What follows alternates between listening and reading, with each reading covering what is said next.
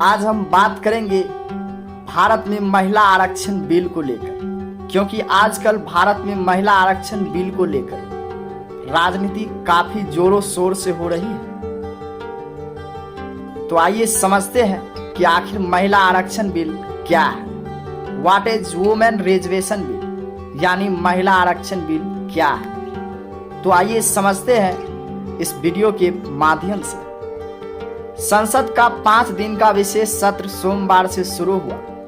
संसद की पुरानी इमारत में शुरू हुआ यह सत्र संसद की नई इमारत में खत्म होगा। सोमवार शाम केंद्रीय कैबिनेट की बैठक भी हुई। मीडिया रिपोर्ट के मुताबिक मोदी कैबिनेट ने महिला आरक्षण बिल को मंजूरी दे दी है। यह बिल पिछले 27 साल से लटका हुआ है।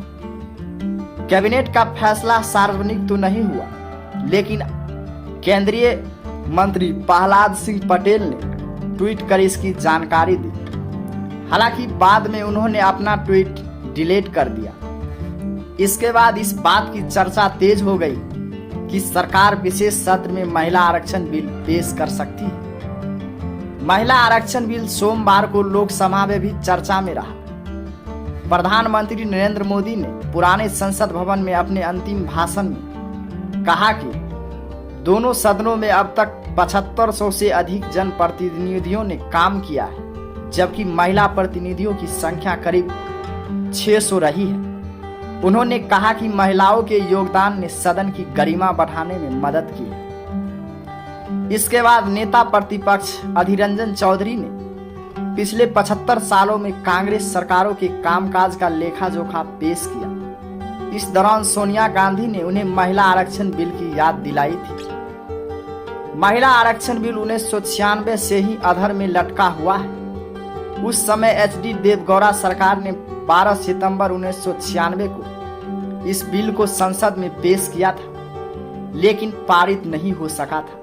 यह बिल 21वें संविधान संशोधन विधेयक के रूप में पेश हुआ था। बिल में संसद और राज्यों की विधानसभाओं में महिलाओं के लिए 33% आरक्षण का प्रस्ताव था।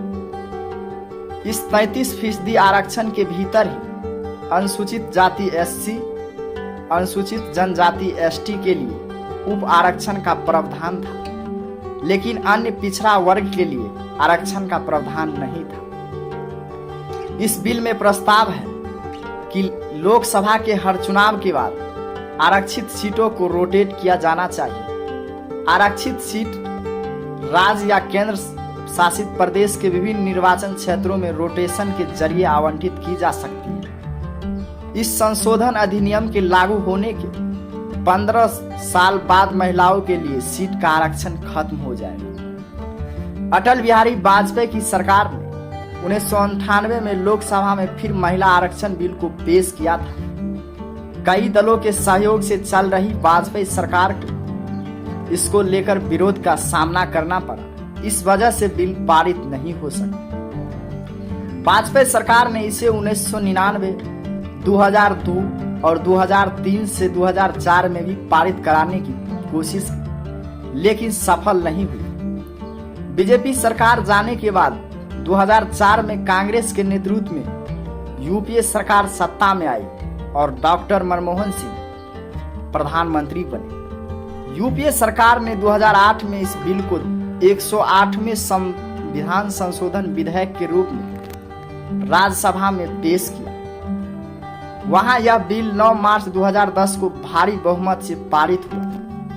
बीजेपी, वाम दलों और जेडीयू ने बिल का समर्थन किया था। यूपीए सरकार ने इस बिल को लोकसभा में पेश नहीं किया। इसका विरोध करने वालों में समाजवादी पार्टी और राष्ट्रीय जनता दल शामिल थे। ये दोनों दल यूपीए का हिस्सा थे।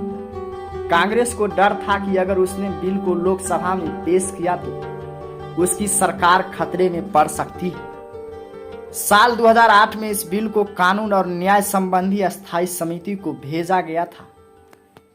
इसके 2 सदस्य वीरेंद्र भाटिया और शैलेंद्र कुमार समाजवादी पार्टी के थे। इन लोगों ने कहा कि वे महिला आरक्षण के विरोध में नहीं है, लेकिन जिस तरह से बिल का मसौदा तैयार किया गया था वे उससे सहमत नहीं थे। इन दोनों सदस्यों को सिफारिश की थी कि हर राजनीतिक दल अपने 20% टिकट महिलाओं को दे और महिला आरक्षण 20% से अधिक न हो। साल 2014 में लोकसभा भंग होने के बाद यह बिल अपने आप खत्म हो गया, लेकिन राज्यसभा अस्थायी सदन है, इसीलिए यह बिल अभी जिंदा है। अब इसे लोकसभा के नए सिरे से पेश करना पड़ेगा। अगर लोकसभा इसे पारित कर दे तो राष्ट्रपति की मंजूरी के बाद यह कानून बन जाएगा। अगर यह बिल कानून बन जाता है तो 2024 के चुनाव में महिलाओं को 33% आरक्षण मिल जाएगा। इससे लोकसभा की हर तीसरा सदस्य महिला होगी। साल 2014 में सत्ता में आई बीजेपी सरकार ने अपने पहले कार्यकाल में इस बिल की तरफ ध्यान नहीं दिया। नरेंद्र मोदी ने अपने दूसरे कार्यकाल में इसे पेश करने का मन बनाया है। हालांकि उसने 2014 और 2019 के चुनाव घोषणा पत्र में 33% महिला आरक्षण का वादा किया है। इस मुद्दे पर उसे मुख्य विपक्षी पार्टी कांग्रेस का भी समर्थन हासिल है। कांग्रेस संसदीय दल की नेता सोनिया गांधी ने 2017 में प्रधानमंत्री को चिट्ठी लिखकर इस बिल पर सरकार का साथ देने का आश्वासन दिया था। वही कांग्रेस अध्यक्ष बनने के बाद राहुल गांधी ने 16 जुलाई 2018 को प्रधानमंत्री को पत्र लिखकर महिला आरक्षण बिल पर सरकार को अपनी पार्टी के समर्थन की बात दोहराई थी। सोमवार को कैबिनेट की बैठक में महिला आरक्षण बिल को मंजूरी मिलने के बाद सामने आने के बाद कांग्रेस ने इसे मुद्दे को उठाया। कांग्रेस ने कहा कि बहुमत होने के बाद भी प्रधानमंत्री नरेंद्र मोदी ने लोकसभा में इस बिल को पारित करने की कोई प्रयास नहीं किया। कांग्रेस ने विशेष सत्र में इस बिल को पारित कराने की मांग की है। विशेष सत्र से पहले सरकार ने सर्वदलीय बैठक बुलाई थी। इसमें कांग्रेस, बिरजू जनता दल और भारत राष्ट्र समिति और कई अन्य दलों ने महिला आरक्षण विधेयक को संसद में पेश करने पर जोर दिया था। इस समय लोकसभा में 82, राज्यसभा में 31 महिला सदस्य, यानी कि लोकसभा में महिलाओं की भागीदारी 15% है और राज्यसभा में 13% है। इंदिरा गांधी 1975 में प्रधानमंत्री थी तो टुडेज इक्वलिटी नाम की एक रिपोर्ट आई थी। इसमें हर क्षेत्र में महिलाओं की स्थिति का विवरण दिया गया था। इसमें महिलाओं के लिए आरक्षण की भी बात थी। इस रिपोर्ट तैयार करने वाली कमेटी के अधिकतर सदस्य आरक्षण के खिलाफ थे। वही महिलाएं चलाती थी कि वे आरक्षण के रास्ते से नहीं बल्कि अपने बलबूते पर राजनीति में आए। राजीव गांधी ने अपने प्रधानमंत्री काल में 1980 के दशक में पंचायत और स्थानीय निकाय चुनाव में महिलाओं की 1/3 आरक्षण दिलाने की विधेयक बिल पारित करने की कोशिश की थी, लेकिन राज्य की विधानसभाओं ने इसका विरोध किया था। उनका कहना था कि इससे उनकी शक्तियों में कमी आएगी।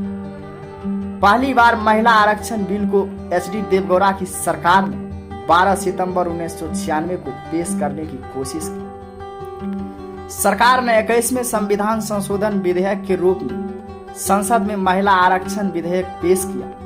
इसके तुरंत बाद देवगौड़ा सरकार अल्पमत में आ गई। देवगौड़ा सरकार को समर्थन दे रहे मुलायम सिंह यादव और लालू प्रसाद यादव महिला आरक्षण बिल के विरोध में थे। जून 1997 में फिर इस विधेयक को पारित कराने का प्रयास हुआ। उस समय शरद यादव ने विधेयक को विरोध करते हुए कहा था कि प्रकटी महिलाएं हमारी महिलाओं के बारे में क्या समझेगी और वे क्या सोचेगी। 1998 में 12वीं लोकसभा में अटल बिहारी वाजपेयी की एनडीए की सरकार आई। इसके कानून मंत्री एन तंतुदुर्ई ने महिला आरक्षण बिल को पेश करने की कोशिश की, लेकिन सफलता नहीं मिली। एनडीए सरकार ने 13वीं लोकसभा में 1999 में दोबारा आरक्षण बिल को संसद में पेश करने की कोशिश की, लेकिन सफलता नहीं मिली। वाजपेयी सरकार ने 2003 में एक बार फिर आरक्षण बिल पेश करने की कोशिश की, लेकिन प्रश्नकाल में ही जमकर हंगामा हुआ और बिल पारित न हो पाया। एनडीए सरकार के बाद सत्तासीन हुई यूपीए सरकार ने 2010 में महिला आरक्षण बिल को राज्यसभा में पेश किया, लेकिन सपा राजद ने सरकार से समर्थन वापस लेने की धमकी दी। इसके बाद बिल पर मतदान स्थगित कर दिया गया। बाद में 9 मार्च 2010 को राज्यसभा ने महिला आरक्षण बिल को 1 के मुकाबले 186 मतों से भारी बहुमत से पारित किया। जिस दिन यह बिल पारित हुई उसी दिन मार्शल लॉ का इस्तेमाल हुआ। मुमकिन है कि यह जानकारी आप लोगों को काफी पसंद होगा, तो इसीलिए वीडियो को लाइक, कमेंट और सब्सक्राइब जरूर कीजिए। मिलते हैं अगले वीडियो के साथ, तब तक के लिए जय हिंद, जय भारत।